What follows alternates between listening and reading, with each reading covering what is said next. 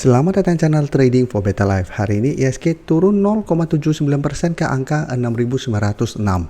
Selain video ini kami juga mengupload video lain pada jam 8 malam nanti akan menganalisa saham cuan yang selama perdagangan hari ini turun lumayan dalam, sempat hampir mendekati ARB, tapi pada saat pre-closing malah kembali ke zona kuning atau kembali ke harga penutupan kemarin. Dan di video ini saya coba menganalisa satu emiten yang laba bersih kuartal 3-nya anjlok 90% lebih dan saat ini masih melanjutkan penurunan. Bagaimana potensi saham ke depannya? Yuk kita coba pelajari analisanya di video ini. Semoga analisa yang diberikan ini bisa bermanfaat dan membantu teman-teman dalam mengambil keputusan.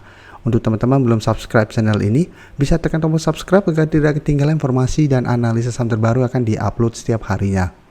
Saham pertama yang saya analisa adalah saham MBMA. Saham MBMA hari ini turun lumayan dalam 7% lebih ke harga 575. Bisa kita lihat di grafik, cara pergerakan saham MBMA memang saat ini masih bergerak sangat downtrend setelah turun di bawah garis EMA 50. Jadi sebelumnya memang mulai uptrend, tapi setelah itu gagal break harga 940. Setelah itu mulai turun. Pada saat terkonfirmasi break garis EMA 50, bisa kita lihat MBMA terus melanjutkan penurunan.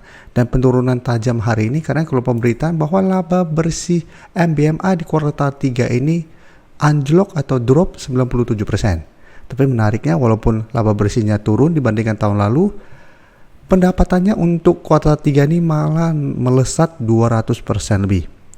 Dan untuk broker summary, jika kita perhatikan penurunan 7% lebih ini masih ada distribusi dengan jumlah lumayan besar. Asing juga terpantau 1 minggu terakhir ini masih terus keluar dari saham MBMA.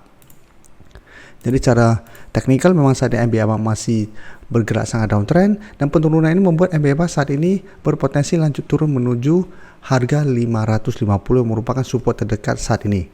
Selain MBMA, MDKA juga laporan keuangan keluar ternyata malah mencatatkan rugi bersih sehingga hari ini juga turun sangat dalam. Padahal sebelumnya MDKA masih bergerak sideways. Jadi untuk MDKA juga harus hati-hati. Ada potensi untuk melanjutkan penurunan menuju support psikologisnya di harga 2000. Tapi MDKA kemarin baru saya analisa, tapi karena ternyata keluar pemberitaan ini merupakan sentimen negatif sehingga MDKA juga bergerak turun hari ini. Jadi untuk MBA menurut saya belum layak untuk entry karena masih bergerak sangat downtrend plus terlihat masih ada distribusi. Sekarang kita coba lihat saham Kija yang hari ini masih melanjutkan kenaikan. Dari saham Kija merupakan salah satu saham yang kami masukkan ke watchlist bareng teman-teman member dan saat ini sudah mendekati target take profit di sekitar garis EMA 150 di sekitar 143. Jadi Kija sebelumnya masuk ke watchlist kami karena bisa kita lihat sebelumnya sideways sehingga apabila berhasil break harga 125 menurut saya ini menarik untuk dipantau dan ternyata memang setelah berhasil break saham Kija masih melanjutkan kenaikan. Sehingga saat ini sebenarnya sudah capai target untuk take profit. Jadi apabila teman-teman sebelumnya sudah berhasil dapat di sekitar 125 pada saat break atau di sekitar harga 127, Kija saat ini sudah persiapkan untuk take profit apabila ternyata 1 minggu ke depan mencoba untuk break garis EMA 150 ternyata masih gagal. Atau mau hold saja terus selama masih bertahan di sekitar harga 137 sampai 135 juga masih oke, tapi paling aman menurut saya adalah pertimbangkan untuk take profit apabila Kija ternyata kesulitan untuk break garis EMA 150 ini. Tapi jika kita perhatikan broker summary, kenaikan 6% ini jika kita pantau di sini ini tidak ada akumulasi maupun distribusi. Sedangkan asing hanya melakukan sedikit distribusi. Dan bisa kita lihat 1 minggu terakhir asing terus masuk akumulasi saham Kija. Jadi Kija sebelumnya memang masuk watchlist kami karena pada saat hari Jumat terlihat ada akumulasi. Sehingga setelah berhasil break melanjutkan kenaikan dan karena kenaikan 6% ini tidak ada akumulasi, jadi hati-hati ada potensi untuk mulai terkena profit taking atau terkena pullback pada saat mengetes garis EMA 150. Apabila terpantau berhasil break berarti masih bisa di hold kan secara tren Kija akan mulai bergerak tren. Tapi tetap karena 1 minggu terakhir sudah naik lumayan tinggi plus kenaikan hari ini tidak ada akumulasi, tetap harus jaga jangan sampai profit yang teman-teman punya jadinya malah berkurang atau malah break even apabila teman-teman tidak take profit dan ternyata Kija kembali turun ke 125 pada saat terkonfirmasi gagal break ke garis EMA.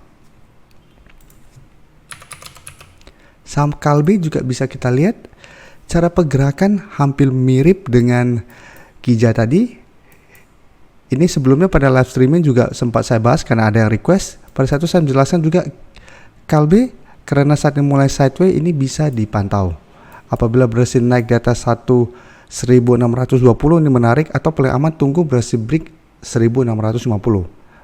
Dan jika kita perhatikan untuk support terdekat saat ini di sekitar 1580 sampai 1600 untuk daerah support Kalbe saat ini. Jadi secara pergerakan memang Kalbe juga saat ini masih belum oke, tapi tetap karena saat ini mulai sideways, apabila berhasil break 1650 secara pergerakan juga menurut saya akan membaik, ada potensi untuk ke 1700 sampai garis EMA 50. Dan coba kita perhatikan di sini.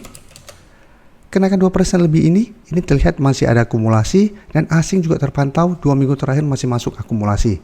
Jadi Kalbe menurut saya apabila teman-teman belum entry pun ini masih bisa masuk ke watchlist untuk buy on breakout apabila berhasil break 1650 dengan target jangka pendek di harga 1700 sampai garis EMA 50. Jadi tetap pertimbangkan to take profit apabila Kalbe secara berhasil break masih kesulitan untuk melewati garis EMA 50 ini.